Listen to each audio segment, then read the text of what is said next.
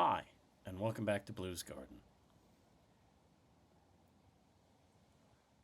It's 2026, and the reason my garden has grown so much and I've had such successful harvests has been solely due to what I'm growing in the soil, the potting mix, and the compost that I'm growing in. It's probably not 100% true, quality seed, watering, weeding, all of that is important, but the most important bit is the soil. I'm going to take you on a little tour of what the garden looked like pre COVID through the early COVID years, which is really what kickstarted me going back to gardening in a big way. And then I'm going to take you through the whole process of how I get my gardening soil. My whole method of growing is majority of it is in fabric grow bags. I grow in 5-gallon fabric grow bags for peppers, 5-gallon for small cherry tomatoes, 5 to 7-gallon for cherry tomatoes, 7-gallon for slicers, beefsteak, plum type tomatoes, Roma, San Marzano, etc. 7 to 10-gallon for the largest size of my tomatoes, 10-gallon for zucchini, squash, and eggplant. I also grow 25-gallon in eggplant. I grow cucumbers in 25-gallon grow bags. I grow large squash like butternut in 10 or 25-gallon. I grow beets in 25-gallon grow bags. I grow eggplant in the 25-gallon grow bags. I grow potatoes, in my 25-gallon grow bags. I grow blueberries in 30-gallon grow bags, fabric grow bags. They have a slightly different soil mix, so I may not get into that. That's very specific because it's a very acidic soil, and I grow slightly differently than the vast majority of my vegetables, certainly for the blueberries. Raspberries I grow in ground, garlic I grow in ground, although for years I did grow in grow bags, 25-gallon grow bags, both onions and garlic in the grow bags. I now happen to grow them in the one in-ground bed that I have. So I'm going to take you on a journey through the soil, what I grow in, my growing medium. And it actually starts 2 years ago. This year's soil starts 2 years ago, 2 seasons ago. Last year's soil started 2 seasons before that. I'm always planning ahead. There's no way I can afford to buy enough bags of soil every year to grow and fill all my grow bags. I have hundreds of grow bags. Just not going to happen. So how does that happen? Let's take a look.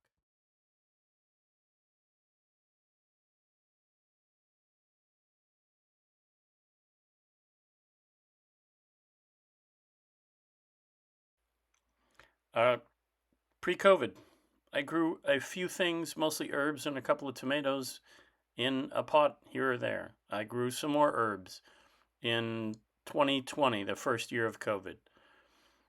I started to add to my garden each year of the COVID experience. It just grew and grew and grew. By 2023, 24, it started to get much bigger. I started to, this is a drone shot from 2022. 2023, I started adding even more grow bags.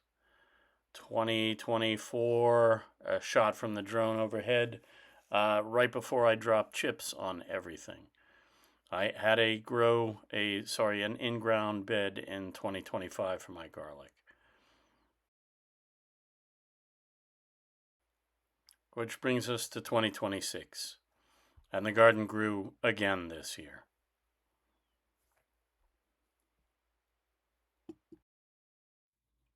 So, like I said, I can't afford to grow. I can't afford to go out and buy a bag of soil for every single one of those grow bags, and I can't afford to keep adding 2 or 3 dozen grow bags every year's worth of compost and garden soil and peat moss and all of that by going to the store and buy it. So at some point, I made the decision to start compost bins. I'm going to take you through my compost bins. So, about this compost bins, this is the current one that is active. I am currently putting greens and browns into this bin. This bin is the one that I just emptied, took all of this stuff out, and I've just started adding some greens into it. This bin is the one I'm turning currently and active, meaning it's getting hot now. This one is the one I'm currently adding new stuff, new greens and browns to. That was some old compost. So boink, into there, into there. 1, into 2, into 3.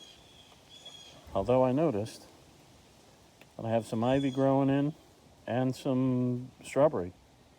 It's coming in from last year. So, anyway. So, what does this all mean?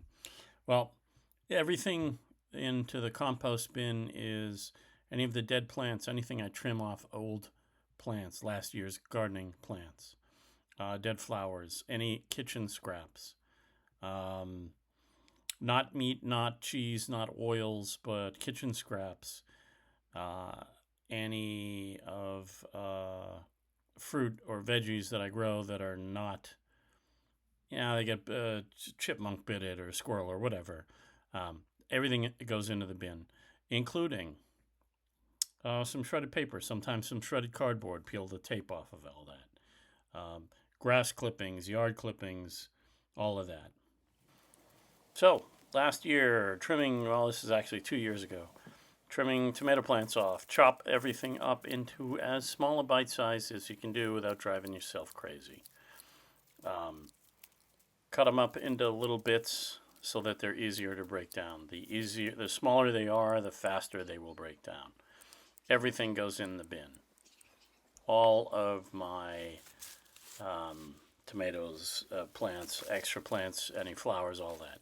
And then once a week, you're going to turn the compost in the fall, and then maybe once a month over the winter months if you can get to it. Mine is unfortunately usually under 20 inches of snow, but turn it often, flip it as much as you can. That gets more air into there, and that restarts the hot composting part.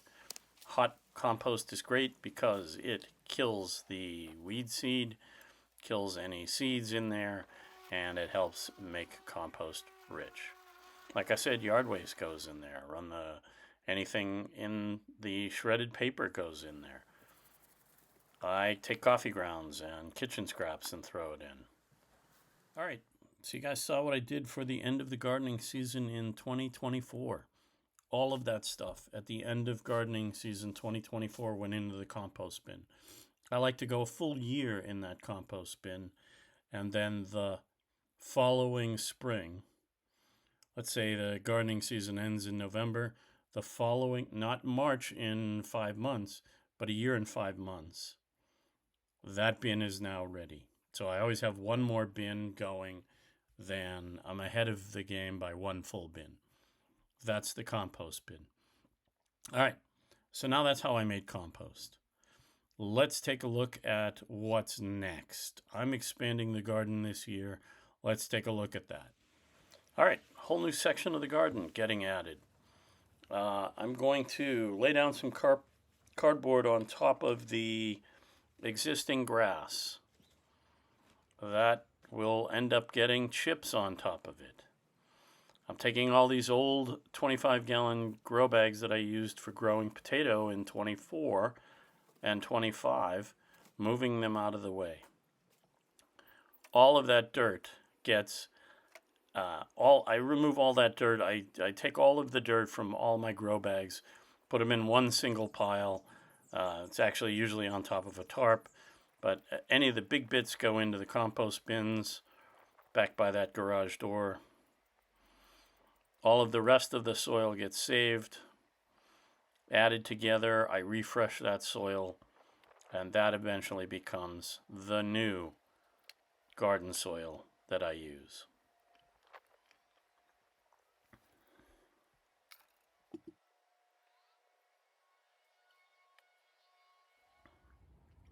All right, so what does this mean? Well, let's take an empty grow bag. This is like a 10 or a 7 or a 10.